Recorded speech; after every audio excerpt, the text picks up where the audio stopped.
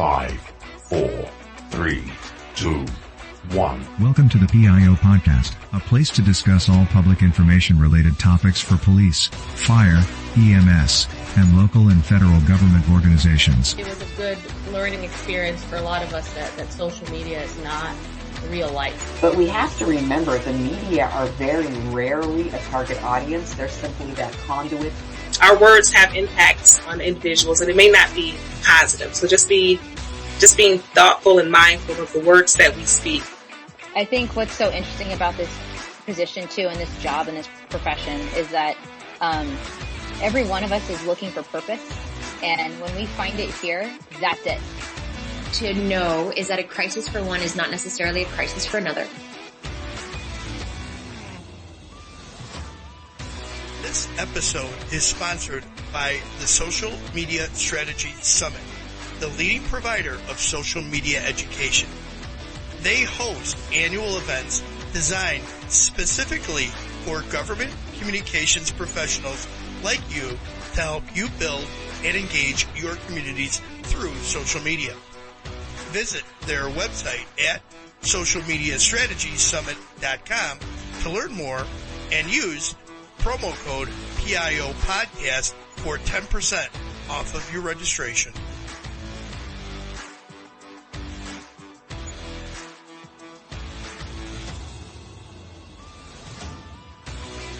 Good afternoon. Today on the PIO Podcast, we have Public Information Officer Chris Markowski.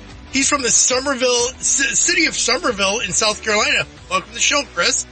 Hey, Robert. Thank you for having me. I'm super excited to have a conversation with you.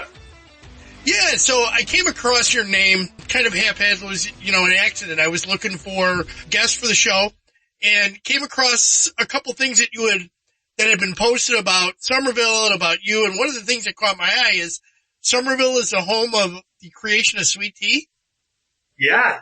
So, this is the birthplace of sweet tea here. So we pride ourselves off of sweet tea. Every restaurant you go to, we have some fantastic food here in Summerville. And, any restaurant you go to, you're going to find some really awesome sweet tea. And we actually have the world's largest sweet tea, here in Summerville. It is, outside of Town Hall. I'm sure if you look it up on Google, you'll find it. We named him Mason. But back in 2016, we had the world's largest sweet tea, and it's a world record, and we're proud of it here. We're proud of, kind of this, the sweet tea, the food, and the family culture here in Summerville. Awesome. So let's talk about your background. How did you become the PIO, for the town of Summerville? Yeah, so my background's interesting. As I moved to the area, technically the Charleston area. I'm from Pennsylvania. I grew up, born and raised up in Pennsylvania. And I moved down to South Carolina, Charleston area in 2016 to go to school. And so I went to school for communications, really wasn't thinking the municipality PIO side of communications when going into school. At the end of my tenure in college, I had a position with a consulting firm, and that really opened my eyes to a ton of different industries. And then from there, I worked for an electric company. And then after that is when I got my first taste in the municipality world. I worked for the town of Kiowa Island. Kiowa Island is known for it's an awesome place. It's beautiful. They host the PGAs. And it's a beautiful resort island, here in, below, Charleston. And I totally recommend anyone going and checking it out because it's awesome there. But I was their, communications manager, when I was, I would say, what was it, 2021? And so I was working as their communications manager, and that's my real taste into straight municipality world and how everything works out. But the drive there and where my house was located was a little far. So the drive every morning, one way was about an hour and a half. And I had a newborn. It just wasn't going to work for me and my family. So, the position here in Summerville was open, and I applied for it. And, it's where I live. It's my hometown, or my hometown, my second hometown. And, I moved here, and the rest is history. I came in with all my weapons loaded and ready to make a difference here in the community. Nice. So I know where Charleston's at because my son is in North Charleston. He's at the FLETC for training right now with the Coast Guard. So I kind of know where that's at. Explain Summerville and where it's located in relation to Charleston. Yeah, so Summerville is a few miles north, or I would say northwest of Charleston. If you go up the interstate, I would say about, don't quote me, but about 15 miles up the interstate. So we're in the outskirts, a little bit outskirts of North Charleston. So we do, the town of Summerville is actually, in 3 counties. We're in Dorchester County, Berkeley County, and then Charleston County. So. And what's the population? Our population here in Summerville is a little over 50,000, but, we see close to about 200,000, people coming through the area a day, when it comes to traveling to work and stuff. And since they host the PGAs at sometimes, they're pretty busy when it comes to that. And especially in when there's big events in the area, in the Low Country, we can see definitely an uptick in tourism for sure, especially Summerville itself. We do host a lot of awesome events here in our town, that bring in a lot of people to the area as well. So, obviously being close to the history of Charleston and Charleston being a worldwide name, really helps our town as well. All right. So let's walk the listeners through your day. What is a typical day for you? What do you do? What are your responsibilities? Yeah, so, I think anyone who's a PIO will understand that it is a wide range of tasks that we have. And, but my day usually starts off with, usually early in the morning, when I wake up, I'll have a few texts and emails, waiting for me, to respond if it's an incident or if it's something that someone needs support on. That's something I will help out with. So I usually answer those emails. I pride myself off being as responsive as possible. So to both media, my coworkers, and the community as a whole. And so that's a priority of mine first thing in the morning. And then from there, I go into my projects. If there's not anything that's taking my time away in the day, obviously as a PIO, if an incident happens, we're going to be taken away from our task to focus on helping the community stay informed on something that's going on in the community. But if it's not one of those days, I have my projects. So, what usually is social media, website, updates. I'm actually redesigning the Summerville website right now. I do video production. I do, photography for the town. I do drone work for the town. I also do just typical press releases and articles that need to be released, or helping other departments be, with their writing, whether it's just looking over something or helping out in any type of way. Graphic design's a big one, and then also just the really small stuff, just building processes, changing some things up to make processes a lot easier, between the town, the community, and the PIO roles, because we kind of play that middleman. Okay, so do you have dual roles with the police and fire department in Summerville, or are they separate? Yeah, I'll explain it. So in my role, I'm technically the town of Summerville's PIO. In a nutshell, I am the PIO for the whole town of Summerville. That includes fire, that includes police, that includes here an admin as town. That said, my main role is for the town and the admin staff and all the departments. And then fire and police do have their separate PIOs, as well. So, but they're also, a firefighter and an officer. So, dual role. Yeah. Yeah, they have dual roles. Me specifically, I'm a full focus PIO. So I work very closely with them. But usually if there is an incident, for example, within the police department, we'll usually have the captain, go up as the PIO for, the police department go in front of the camera instead of me, because he's just going to be more knowledgeable than I am. Right. All right, so I saw this, that you run a podcast for the town of Summerville. How has that been going, and what was the reason for starting it? Listen, podcasts, they are an extremely valuable tool that I believe every municipality should jump on or should already been jumped on, right? I started the podcast at the town of Kiowa Island when I was there. It was really the first municipal-based podcast here in the Low Country. And I did it because I've listened to podcasts. It's like, this is such an easy way for the community to really understand their leadership, who's behind the government and the municipality, and bring more personality and to everyone that works so hard here in our municipalities. So I started that, and I saw tremendous success with the town of Kiowa Island. The residents was about 2,000, or it's like 2,500. But I was seeing almost every resident listening in, and then people beyond the town of Kiowa Island listening in. I just saw huge success, and they're still carrying on even though I'm not there. And so from there, I was like, oh, that's going to be one of my trademarks, right? That's going to be something I'm doing. So in my interview process here in Summerville, I told them straight up, I said, we're going to start you guys a podcast. This is something that's going to be beneficial. I've seen too many success stories with it in a municipality setting, and I've dealt with it personally.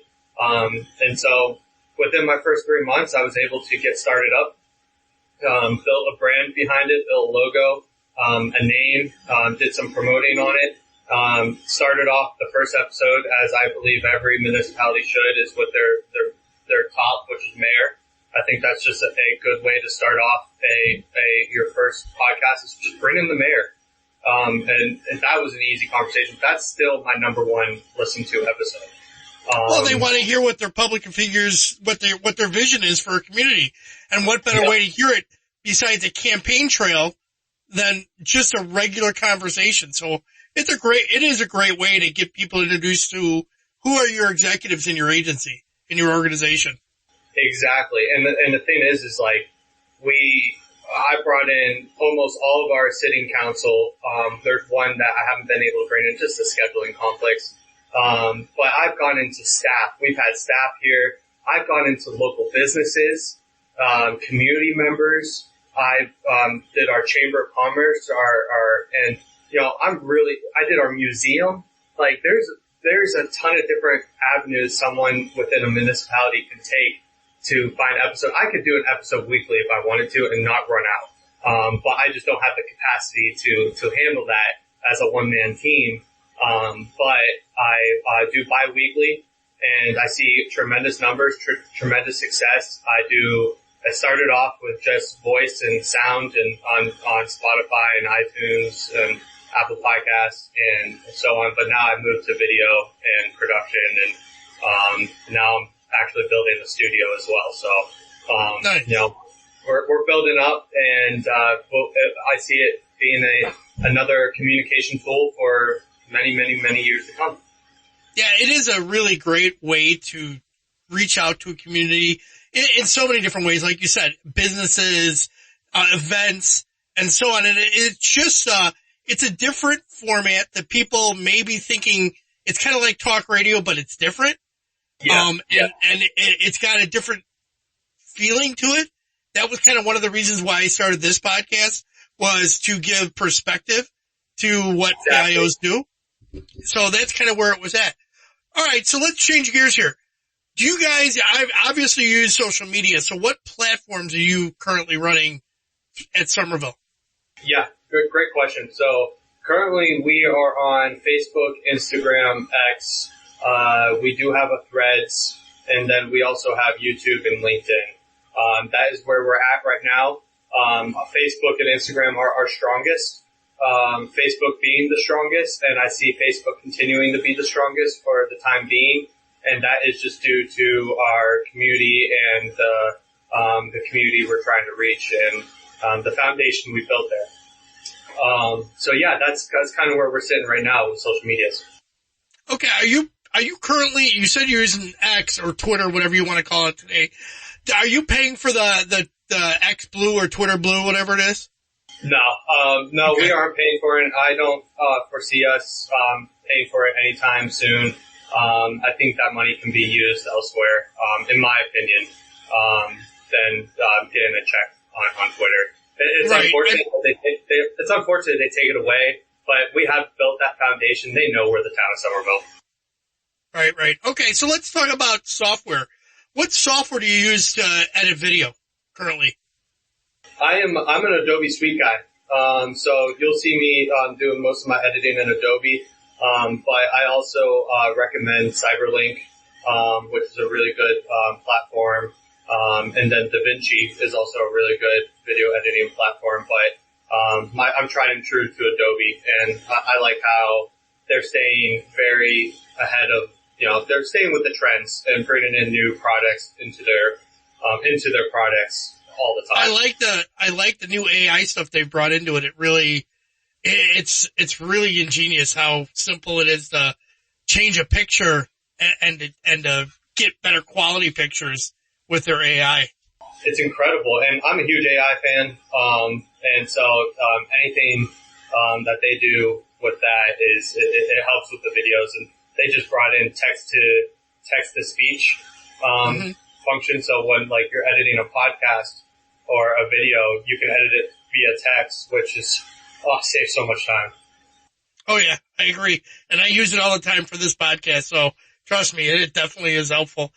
Do you use any software to monitor or post on the social media platforms, or are you just using the native platform to post?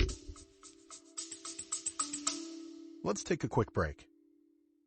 I think it would be useful at least to experiment, and I know some universities have started to experiment with this, but experiment with having, a required course maybe for all students entering the university. They used to have a course at my university, which was like here's how to go to college class, here's how to study and things like that. They don't have that course anymore, but instead of having something like that, have a course that show students, here's the history of free speech, here's how it. Yeah, so I basically, we use Buffer, and we use Buffer because of our budget. Buffer is significantly cheaper than some of the other platforms that allow it. But I'll be honest, I'm a big Hootsuite guy. I'm a big fan of Hootsuite, but unfortunately, we couldn't afford Hootsuite at the moment here, so we do Buffer, and I'm a big fan of Buffer. The only thing that's lacking with Buffer is really the tracking aspect of it. It's more for scheduling and posting rather than tracking. So for tracking, I'm usually using their dedicated tools on each platform. Okay. Did you previously do a podcast prior to starting one beyond the Q Island? Was that something you were doing on your own? That's a fun question. So I did start a podcast once, and it was just going to be something that I got in front of a mic and just talked about different things that were on my mind, different ideas I had, different things of just my life. And my family was a big fan of it, and that was it.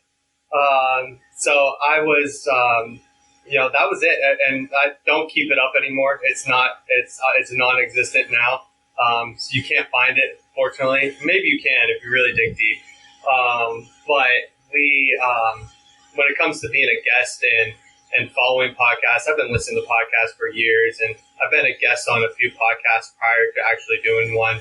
But I'll be honest with you, I spent about 6 months to a year studying the logistics, the strategy behind the podcast before even putting a mic in front of my mouth for a municipality.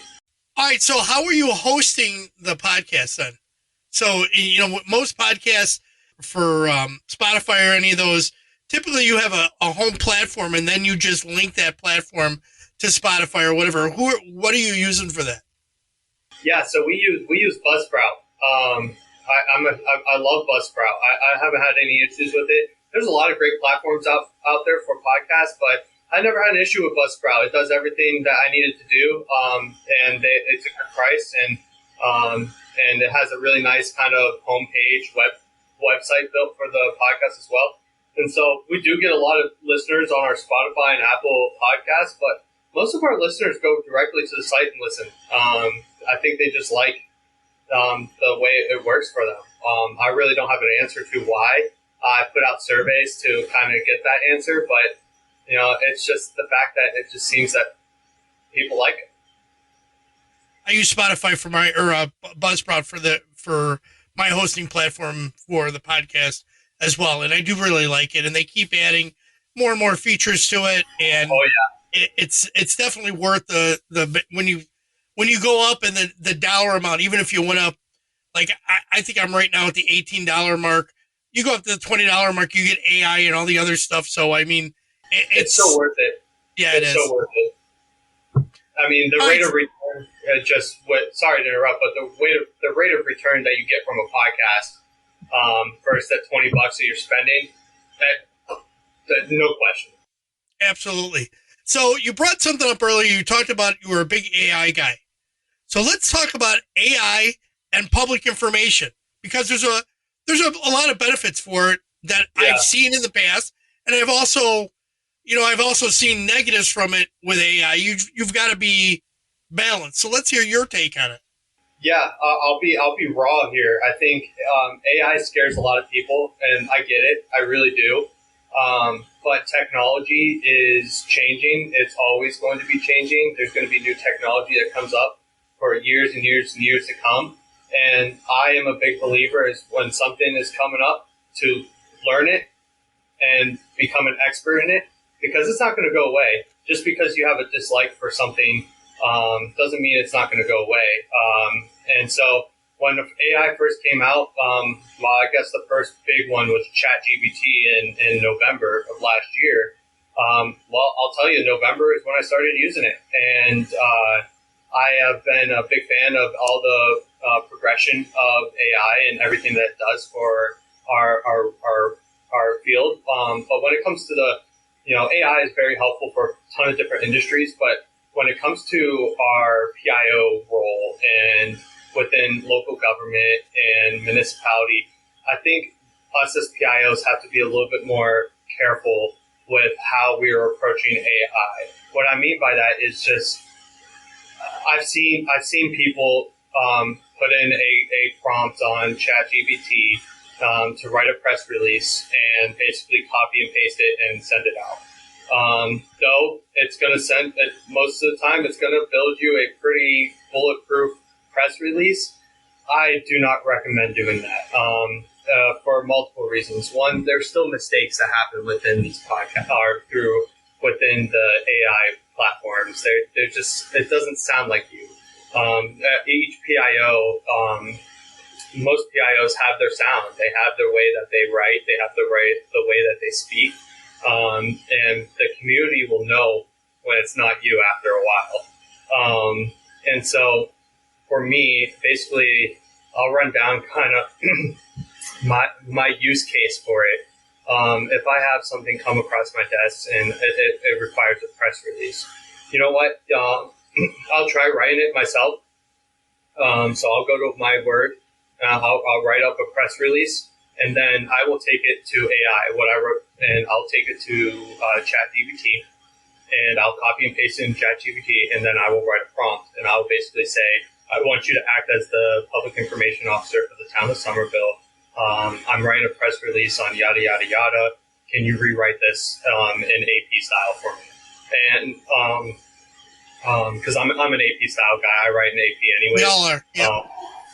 And so it spits something out, and some of the times it's a significant change of the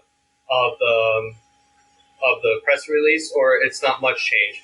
What I do after that, though, whatever it spits out, if I'm satisfied with it, I will put both of my documents side by side on one of my screens, my original written document and then the AI document, and then I will go back and forth and build a press release I'm happy with.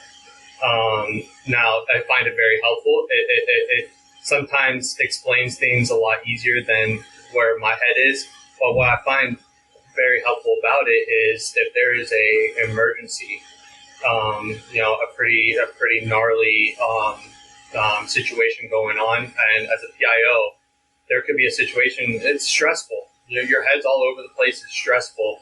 Man, AI and using ChatGPT will be your best friend because then you can plug in just your prompt, the situation that happened and how you want it to be written, and then it will spit it out, and then you can make the changes if necessary.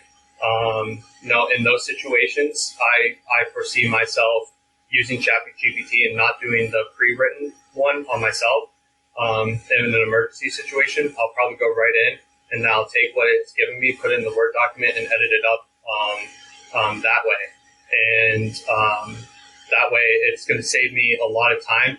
One, the community is going to get the information a lot quicker than if I was sitting at a Word document trying to write it up. And then two, it's going to really save me time and then also really help my mental state to be able to do the other things I need to do as a PIO in an emergency situation. Right.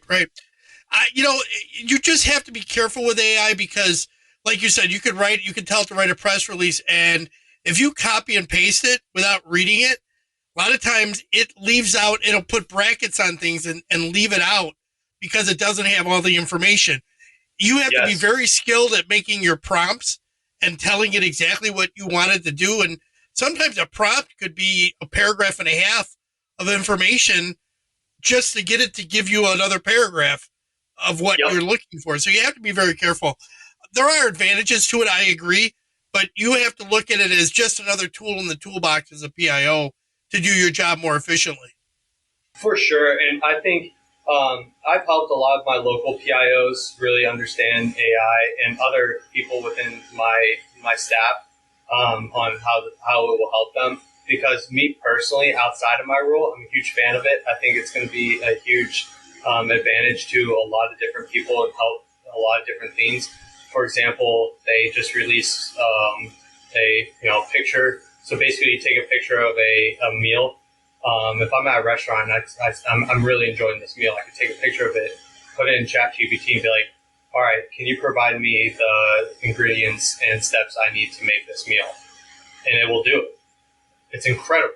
It's incredible, but I can take that home and go make my wife an incredible meal, and I won't tell her that it was from ChatGPT. I'll just say, no, I'm just kidding. But, the thing is with it, I hope that there is regulation to it, and there probably will be. We'll see how it all plays out. But for us PIOs, I recommend please spend the time to research it, study it, become your own prompt engineer. That's what they call it's a new role now, the AI prompt engineers. And for me, I spent hours and hours and hours and hours and hours of time just playing on how to produce the best prompt I can produce.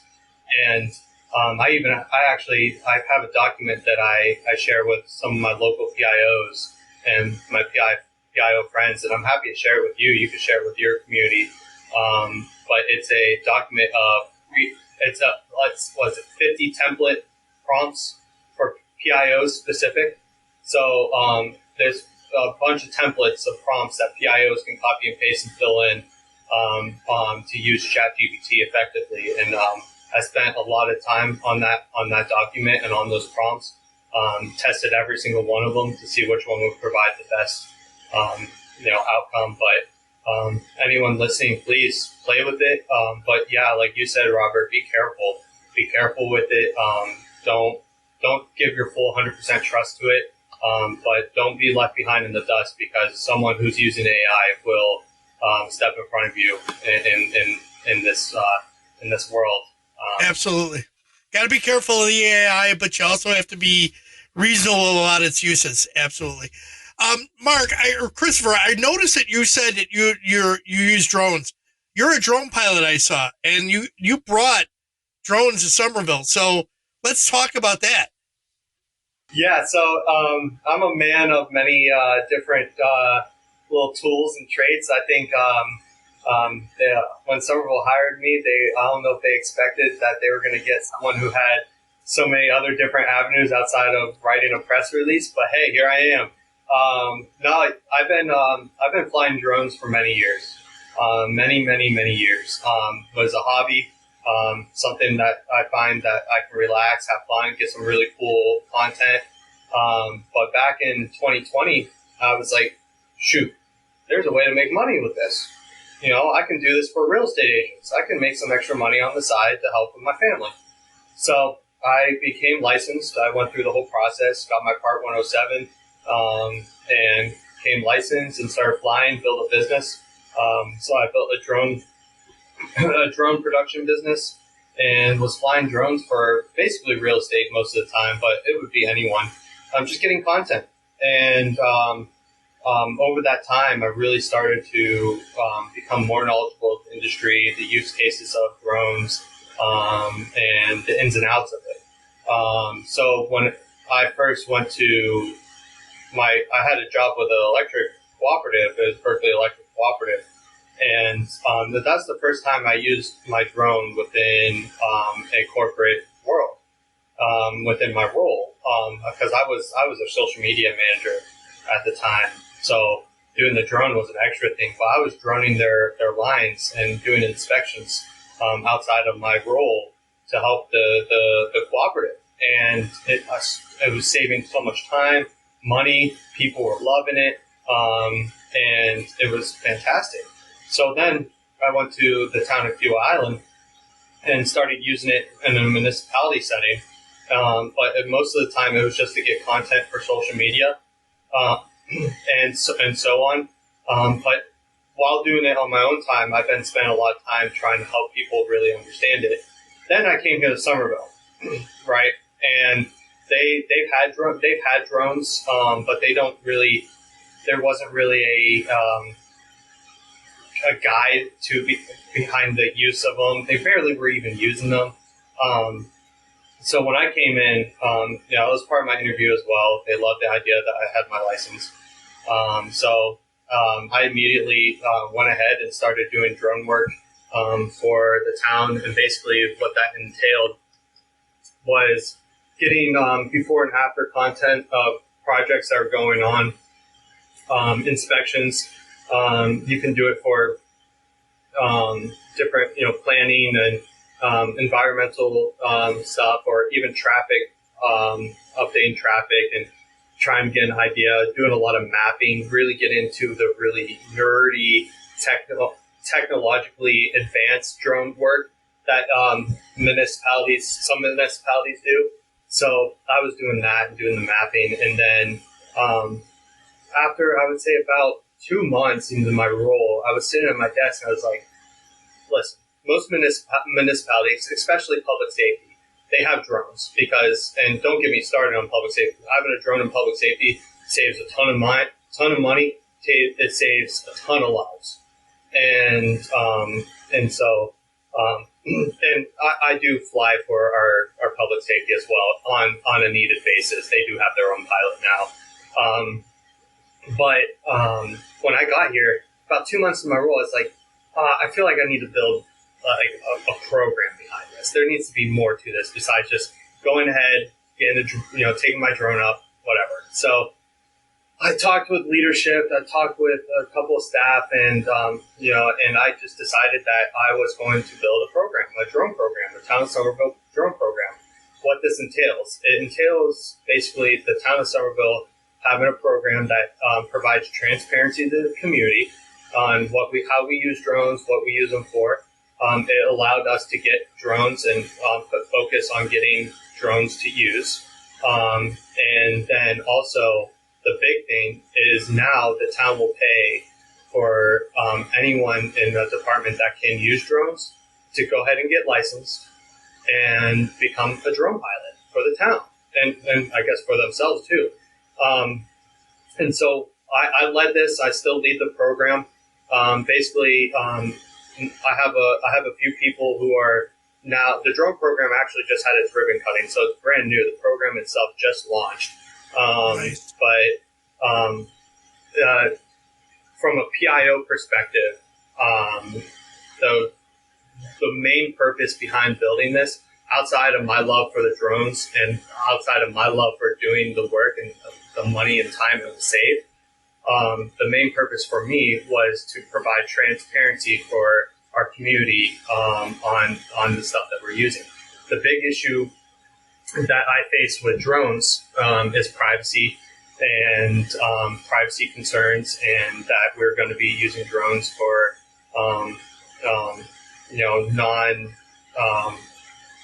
better use of term, just non-productive ways. And so, I built guidelines for for the town's drone operators to follow. That is now public. We have a drone program website, so that shows our drones that we use, the pilots that are currently staffed, and then our most recent missions. So basically, the community can now see when a drone went up, who was flying it, where it flew, and what the mission was about. This is to help provide transparency to the community. A lot of municipalities, you don't have to do this, right? And when it comes to FAA rules and regulations and law, if you have your Part 107, then as long as you're following FAA guidelines, that's all you really need. But we here at the town of Summerville took it to another level for transparency. So we built the program, and that's where it sits currently. So, it's great. It's we moved away from DJI drones, and we have American-made drones here. And so that's another thing that was part of the program. So we have both positive, a lot of positive, a few little negative feedback, just scared for privacy.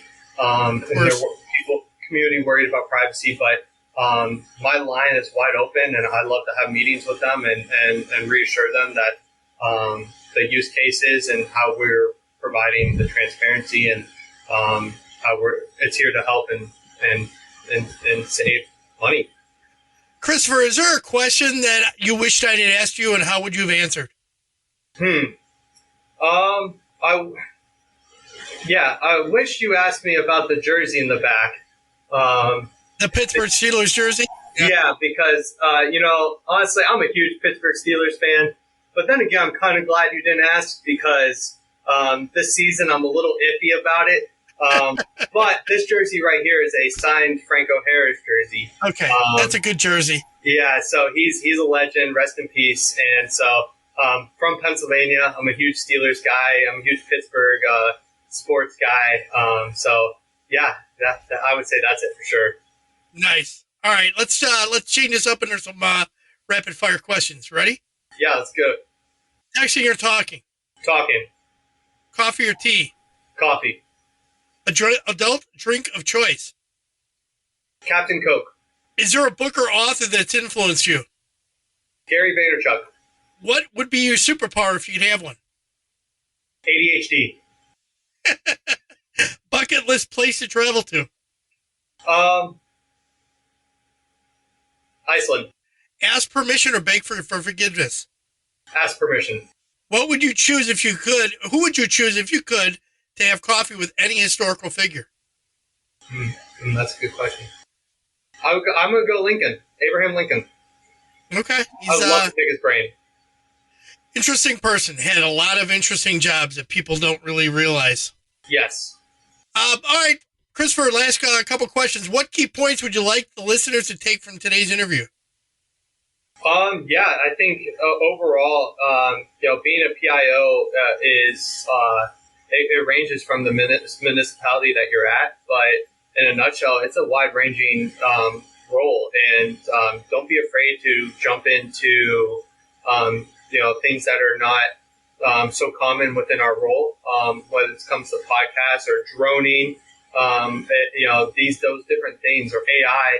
Jump into them, see how it's going to help within your role specifically, and then build it out from there if it's going to help you in your personal life as well, because a lot of stuff you learn will be able to help in your personal life. But yeah, jump out of that, jump out of your shell a little bit.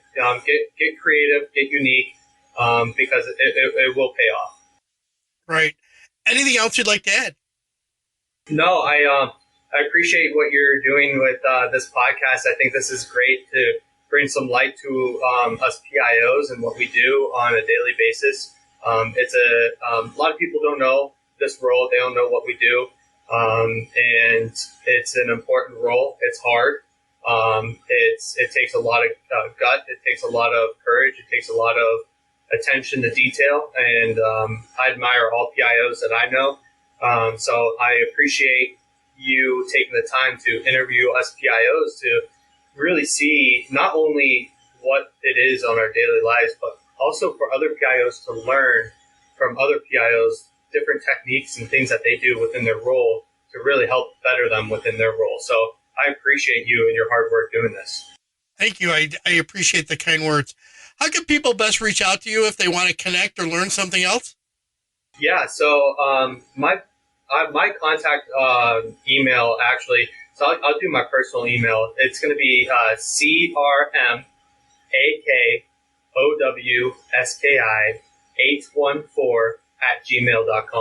That's my personal email. They can email me, or they can always find me on LinkedIn as well. I forgot what my LinkedIn profile little slash is, but I'm a huge LinkedIn guy.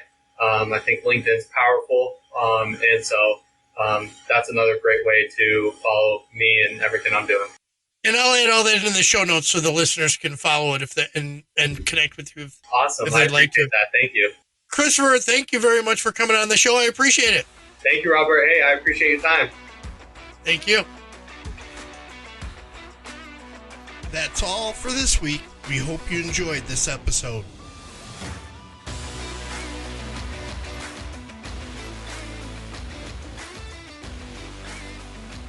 We hope you enjoyed this episode. Be sure to subscribe to the podcast to get notified of the latest episode. If you are listening on a platform that allows reviews, please give us a review. We appreciate any review, good or bad. It helps us improve on each episode. Until next time, be safe.